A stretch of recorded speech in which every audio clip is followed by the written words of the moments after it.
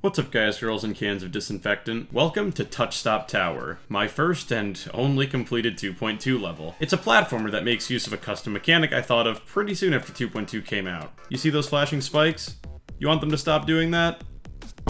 I'm pretty proud of this level, and while I'm certainly not an expert creator, I'm definitely satisfied with how the decoration came out. So today, I wanted to explain the level's backstory, run through it room by room, and then show any funny parts of the playtesting phase of the level since I had 4 people try it out. So when 2.2 first came out, I wanted to try my best to make use of the new tools to try and finally get a rated level, since basically all of my friends have one except me, and I figured that since I'm not very good at decoration, I would need to make a platformer while the standards were a little bit lower, and have it revolve around a gimmick of some sort. That way it has a leg to stand on.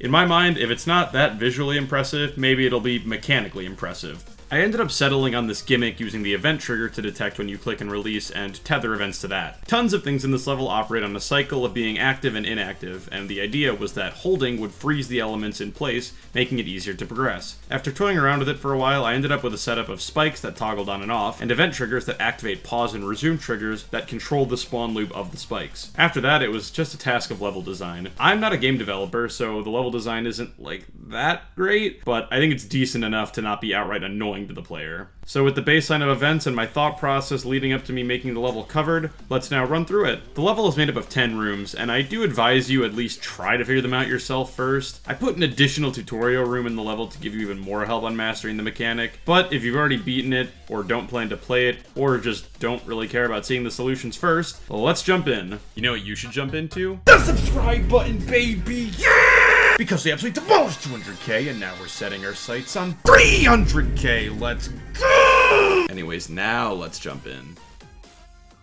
1-1. I tried to make the first room as intro as it gets. The spikes obviously flash too quickly to just get across with jumping, so you can either stop the spikes in one of 2 positions and continue holding jump to move across, or you can time your releases on each set of spikes, slowly inching your way across. In my mind, this is the safest route if you're unconfident with your jump timings. 1-2. The second room features 3 fast-moving platforms which you have to stop in such a way that there's a path through them. The safest way to do this is to trial and error it on the left side under the stationary platform until you get a safe way through. However, at the very end, there are unavoidable spikes that must be turned off to pass. Make sure when you're going for the platforms that you check if the spikes are off before rolling onto the ceiling, or you might get stuck. However, if you feel particularly daring, you can salvage a failed attempt by quickly flipping and holding to get the spikes off on the underside of the last platform. 1-3. This room is a pretty open situation. I left gaps between all the spikes, allowing for the player to get through the room in whatever way they feel the most comfortable with. You want to take your time between each set of spikes and get the timings right? Great! Want to run it and gun it as far through the room as you can get on a single swap? Great! The world is your oyster. Anywho, yeah, the room's not too hard. I wouldn't anticipate too many problems here. 1-4. This room teaches an important trick to help you master the mechanic. If you couldn't tell up to this point, the spikes don't flip or change state immediately when you release,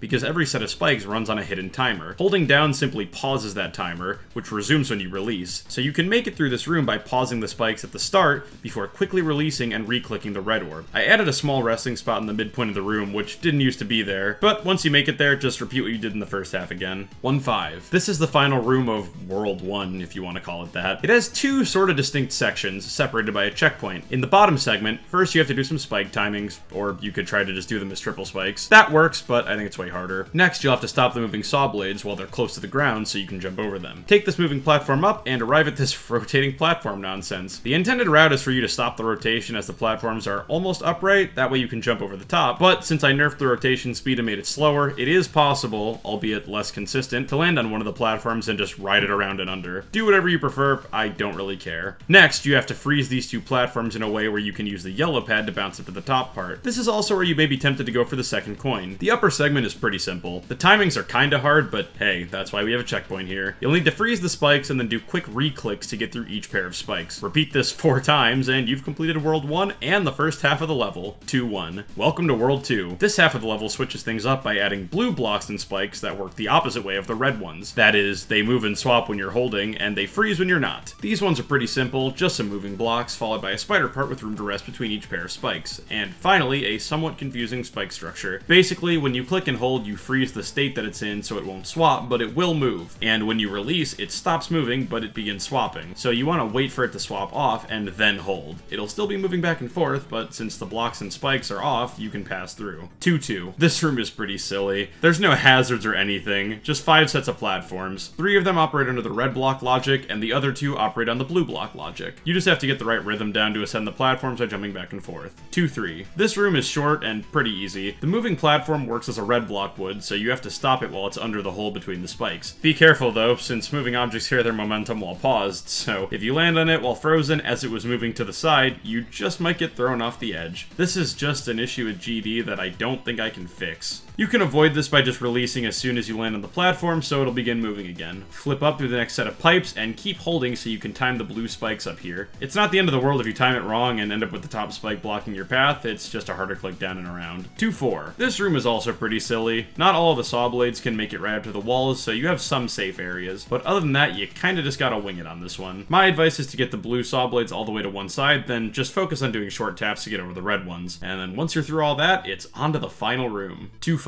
This is almost a level within a level. It has 8 distinct mini trials of sorts to pass through before reaching the end. Trust me though, most of them aren't too hard. The first section is some pretty basic spike jumps. You could try to do this second set as a couple of triple spikes, but it's so much easier to just try and time the swaps between each set of spikes. This is why I've been trying to drill the idea of learning this mechanic into the player's head so far, because it will serve them well in this room. Next up is this ball part with 4 moving spike platforms, 2 red and 2 blue. This part is a bit harder for newer players compared to the first one, so I placed a checkpoint here. The most consistent strategy for me is to hold and freeze the red platforms whenever they both go into the wall at the same time. Then you roll past the first inactive one, time your roll past the first blue one, keep in mind this one is now moving, roll past the second inactive one, and then once you're here, time your release when the final blue platform goes into the wall for a free pass to the next area. The next area has some really fast moving blocks, which can kill you if you're unlucky enough to get squished between them. Try to quickly click and release a bunch to inch them into a good position for you to get through. Doing this intermittent clicking will also help you better avoid being crushed. Once you make it to the end, this pipe will turn blue and slowly move into the wall. Make sure you either get back to the side or are prepared to jump into the next part. The fourth part of the room features some quick back and forth action as you descend the corridor. The spikes may flash quicker than you're expecting, so take as much time as you need before you enter to observe the timing. Once you jump down to the end, you're rewarded with a checkpoint, and in my opinion, it's well needed, since you might have to throw a handful of attempts at the next part. The fifth part features a similar block structure to room 2-1, except this time, both aspects of the blocks are controlled at once. If you hold, the red block will stop moving and freeze state, and the same is true of the blue block when you're not holding. The most consistent strategy I've found is to wait for one of the blocks, I usually wait for the red one, to be on the right end about to come back while turned off. Freeze the block while it's at the start of its off timer about to go left. Then, wait for the other block to be coming back left while off. If you start running through the room at the right time, you should get past the moving block and then be able to release the frozen block and run to the end before either block has enough time to hit you from the left. That was probably a really confusing explanation, so here's a video of me doing it.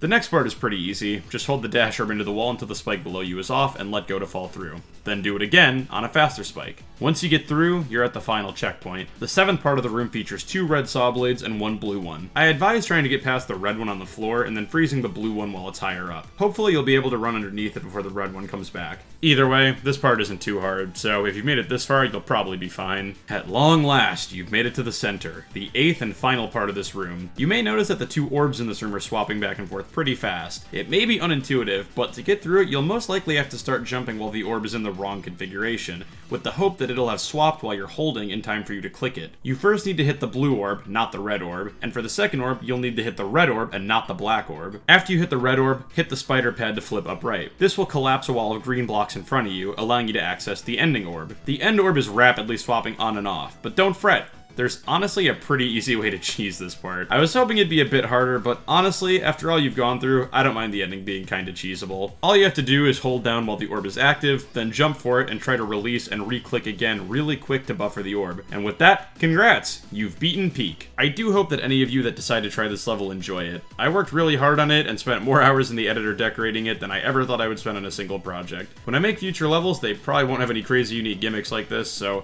I feel like this would be my best shot at getting a rate for the foreseeable future. Before we move on, I'll really quickly say now thank you to all the channel members including Village, Gatto, Invdu, Manager Magalore, Quality History 47, SSF, Laugh GMD, and Byron Nguyen. Thank you very much for all the support, guys. It means the absolute world to me. Anyways, with that said, thanks for listening to my explanation, and let's jump into some of the funny parts that happened during my playtesting phase. Oh, the sound effects. Yeah. Playtesters, they're alright. Oh, you should look at that room. I think it's kind of funny. Oh god.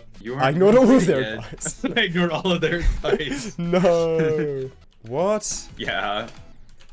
Yeah. Oh, okay, that's, ooh, okay. Ooh, I like the arrow particle. Yeah, the arrow particles were very useful to fill out space. I used them in the last level, but then I was like, you know, there's some empty space in this one as well. Okay, this isn't working.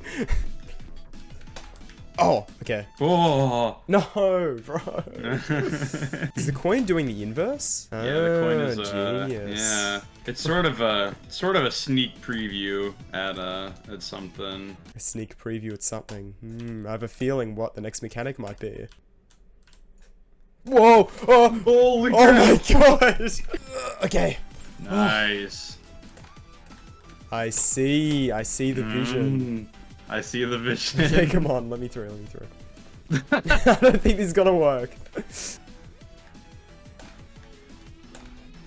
Careful. Oh, smooth. Dude, the transition's crazy. I know. Okay. Move all you want, man. Yeah.